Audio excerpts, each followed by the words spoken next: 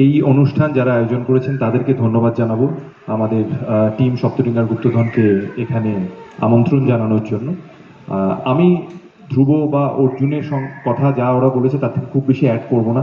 আমার এটা বিশ্বাস, এবং সেটা আমরা আপনাদের কাছ থেকে, তোমাদের কাছ থেকেই সেই ফিডব্যাকটা পেয়েছি যে গুপ্তধন সিরিজের ছবি হলে সেই ছবিটা, সত্যি কথা বলতে সেটা আমরা বানাই বটে ছবিটা, সেই ছবিটা সম্পূর্ণভাবে দর্শকদের, বিশেষ করে ছোটরা যেরকম ভালোবাসে। তবে বারবার ছোটদের কথা বলছি, বড়রা প্লিজ প্রমোতে ভুগবেন না।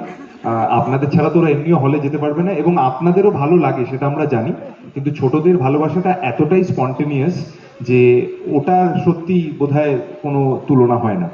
তো 15th মে ছবিটা রিলিজ করছে, আপনাদের সকলের নিমন্ত্রণ রইল।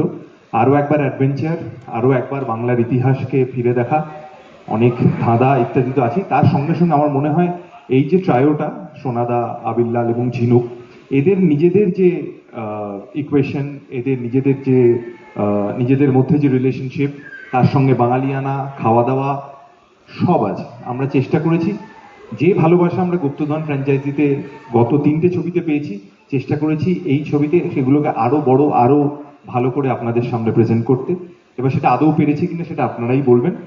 তবে আমার ধারণা যে সোনাদা, আবির এবং ঝিনুক যখন বেরিয়ে পড়ে, তখন আমাদের সঙ্গে সঙ্গে আপনারাও সবাই বেরিয়ে পড়েন, এবং এই বেরিয়ে পড়াটা ভীষণ দরকার।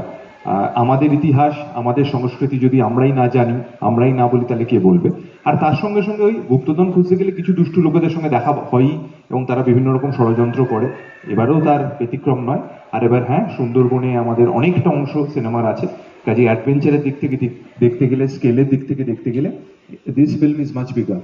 সো আরও একবার সকলের নিমন্ত্রণ রইল।